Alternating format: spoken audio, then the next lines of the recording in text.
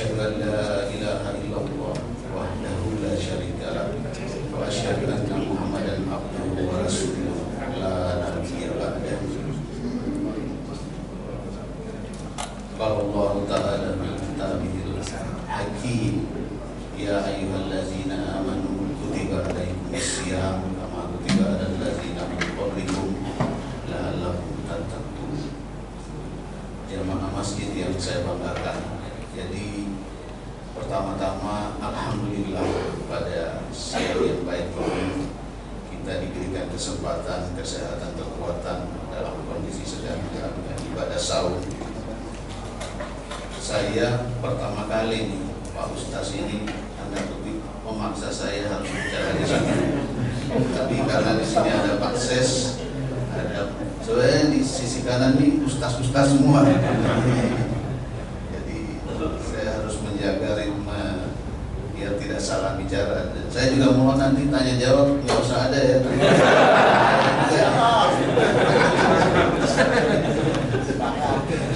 Baik, saya memilih materi puasa dan upaya meraih kemenangan di latar belakangi ini masalah yang sangat sederhana. Kalau kita bertanya, di saat manakah diri kita ini berada di kondisi yang paling sempurna? Pak Dian tahu nggak kondisi Pak Dian paling sempurna saat kapan? Apakah saat saya menjabat atau saat saya di masjid atau di mana? Jadi kita sedikit interaktif ini. Mungkin ada yang tahu saat kita paling sempurna itu pada saat kapan? Nah, jadi gini. Sebenarnya saat kita paling sempurna itu pada saat kita terhubung 100% dengan kesadaran sejati. Pada saat itu kita bisa menerima suatu janji dari Tuhan yang bahkan pada saat itu kita pendengaran kita belum sempurna, penglihatan kita bahkan belum bisa melihat, otak baru tumbuh, mulut apalagi tidak bisa menggerakkan apa-apa. Pada saat itu adalah saat janin berusia 120 hari di dalam kandungan ibu. Jadi pada saat itu malah kita bikin MOU, kita buat perjanjian bahwa kita akan menjadikan Allah sebagai satu-satunya yang kita sembah dan kita tidak akan melanggar. Karena itu kita selanjutnya dari janji itu dilahirkanlah di atas bumi ini. Jadi kita jangan lupa bahwa kondisi kita paling sempurna itu pada saat mulut kita belum bisa bergerak, mata belum bisa melihat, telinga belum berfungsi seperti biasa. Tapi kenapa kita bisa melakukan perjanjian besar itu? Itu artinya kita ingin berkontak kepada Zat yang telah meniupkan ruhku hanya dalam kondisi yang mirip dengan saat kondisi paling sempurna kita itu. Jadi kita hidup, dilahirkan, mulailah kita otak tumbuh, pikiran tumbuh. Pikiran adalah instrumen manusia yang menjadikan kita itu bisa meraih hal-hal yang kita inginkan. Jadi ada pelajarannya tuh, kekuatan pikiran. Jadi pikiran itu mengantarkan kita untuk meraih hal-hal yang kita inginkan di dalam hidup ini. Seperti itu. Tapi jangan lupa, pikiran itu juga bisa membuat kita tersesat. Pikiran itu bisa menjadikan kita juga melupakan janji yang tadi kita ucapkan. Secara tidak sadar kita hidup dari hari ke hari, 10 tahun, 20 tahun, 30 tahun. Kita hidup di dalam suasana yang semakin merupakan perjanjian kita pada saat usia 120 hari tadi. Artinya apa? Coba kita perhatikan. Kita itu ada dua. Pertama, selalu terbebani masa lalu. Pasti di antara kita ini kan, waduh, ada beban masa lalu yang kita bawa terus. Lalu kita juga ada beban masa depan. Pada hari ini kita selalu mikir, nanti suatu saat saya seperti apa ya, 5 tahun lagi saya seperti apa, apakah saya sudah punya rumah dan sebagainya. Pemikiran ini lahir dari pikiran-pikiran yang ada. Artinya apa? Pikiran mengajak kita selalu khawatir tentang masa depan. Jadi kekhawatiran ini membawa situasi kita sehari-hari semakin melupakan hubungan kita yang harusnya kita selalu ingat. Nah, oleh karena itu Allah kemudian menurunkan Nabi dan Rasul untuk memandu manusia ingat kembali kepada perjanjian tadi. Jadi mohon maaf kalau kita lihat puasanya Nabi dan Rasul, Rasulullah SAW itu puasanya itu sebenarnya sepanjang waktu. Cuma beliau kan tidak boleh berbicara wah sepanjang. Kenapa? Beliau itu tali pinggangnya itu diikat pakai batu. Bukan berarti memang waktu itu sulit cari makanan, enggak seperti itu juga. Tapi karena beliau menjaga agar bisa tetap terhubung dengan zat yang tadi melakukan perjanjian pada saat masih dijalin.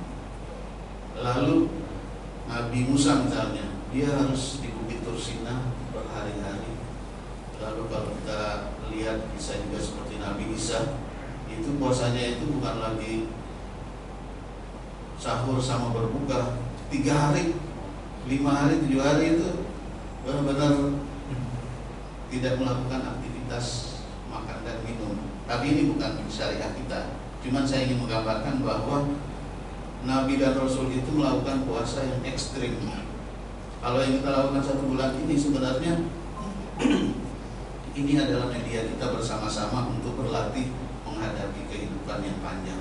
Jadi kita sebagai umat Islam bersyukur setiap tahun ada 1 bulan untuk kita memaksa diri. Jadi memaksa diri untuk meraih kemenangan yang tadi saya bilang. Jadi puasa itu memang tindakan kita memaksa diri kita sendiri agar kita bisa memenangkan pertandingan. Pertandingan apa? Pertandingan kepemimpinan di dalam diri kita itu adalah kesadaran sejati kita. Jadi kita tidak dikendalikan oleh pikiran, tidak dikendalikan oleh kekhawatiran masa lalu, tidak dikendalikan oleh kekhawatiran masa depan. Kalau kita sudah terhubung, yang harus kita lakukan itu adalah berbuat baik dari waktu ke waktu saat ini. Jadi kenapa kita harus melakukan itu? Sebenarnya kan masa depan itu hasil dari saat ini. Kenapa kita harus khawatirkan? Nah, kalau masa depan itu hasil dari saat ini, berarti ya saat inilah kita harus berbuat yang terbaik. Masa lalu, kenapa harus membebani kita? Dia kan sudah jauh di belakang kita.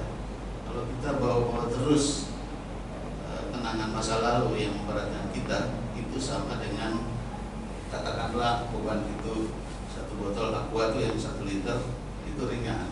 Tapi coba kita bawa itu 10 tahun, kita gendong terus, itu pasti berat.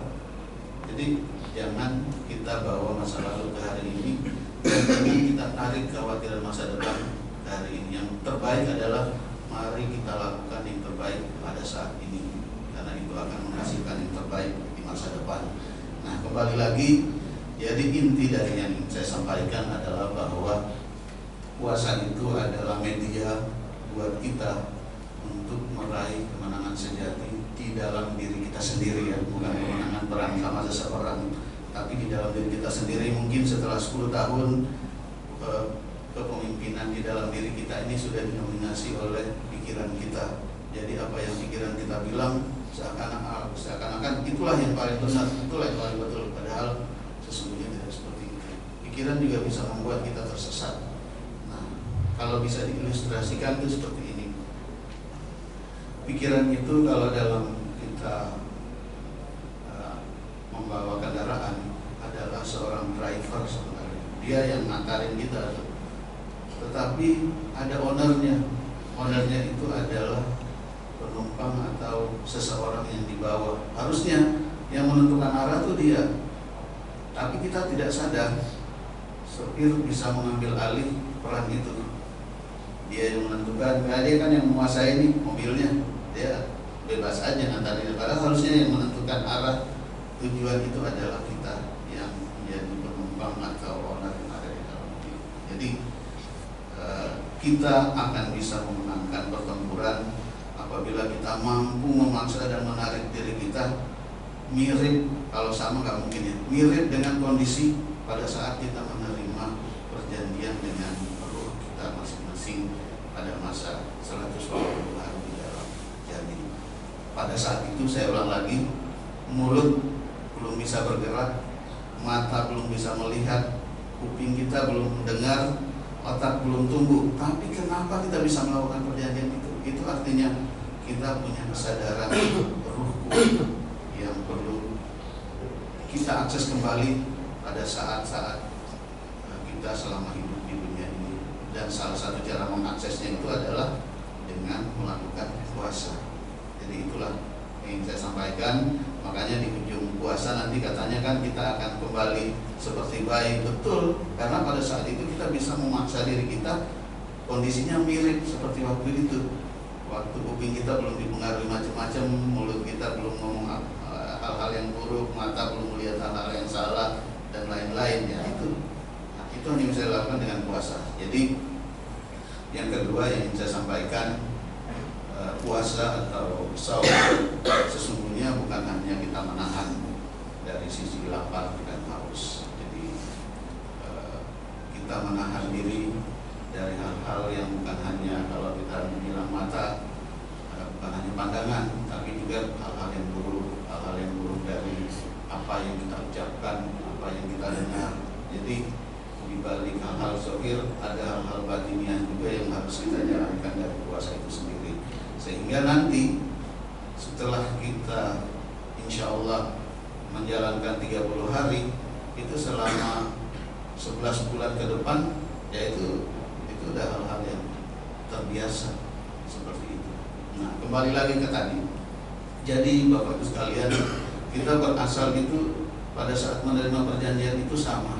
Tidak ada status sebagai pejabat atau sebagai masyarakat atau sebagai petani nelayan, tidak ada.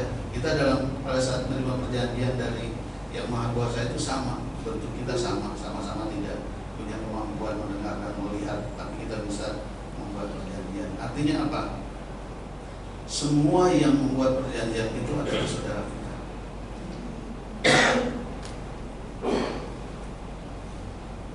Jadi artinya apa? Kalau kita ingin bersedekah, harusnya itu secara otomatis tanpa kita diingatkan. Kenapa? Semua ini saudara. Kita dikasih janji sama pada waktu kita 120 hari di dalam janin. Jadi sedekah itu nggak usah dipaksa.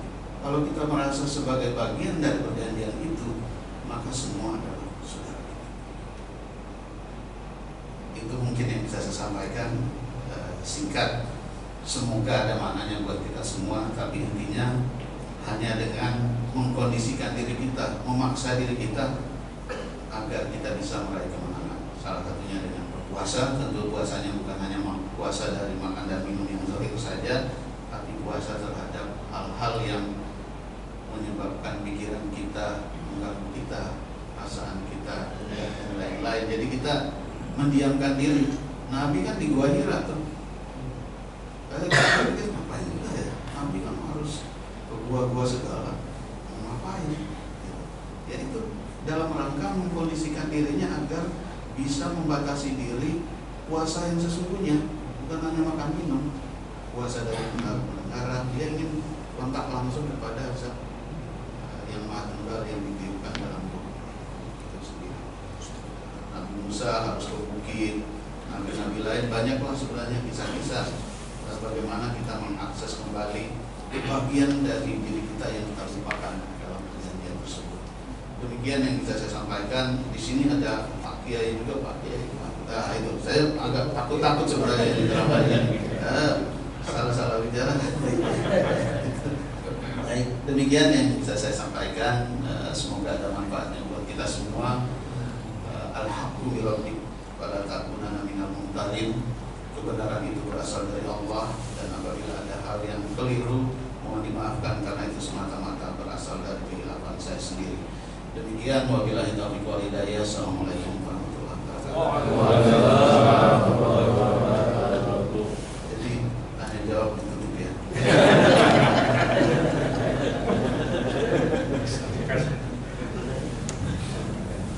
Alhamdulillah, Bapak Ibu rahimahullah. adalah dapat materi yang sangat mendalam, filosofis, mendasar. Mudah-mudahan berkat buat kita semua, meningkatkan iman dan takwa kepada Allah SWT. Kepada Pak Dirjen, Ustaz Laude Sulaiman, kami aturkan jasa Allah. Kasih sertifikat ini.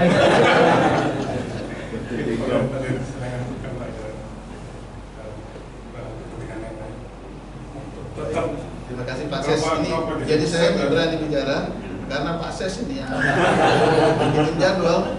Jadwalnya itu diingatin terus. Nanti hari ini Pak. Baik, terima kasih. Mohon maaf semuanya ya. Assalamualaikum warahmatullahi wabarakatuh.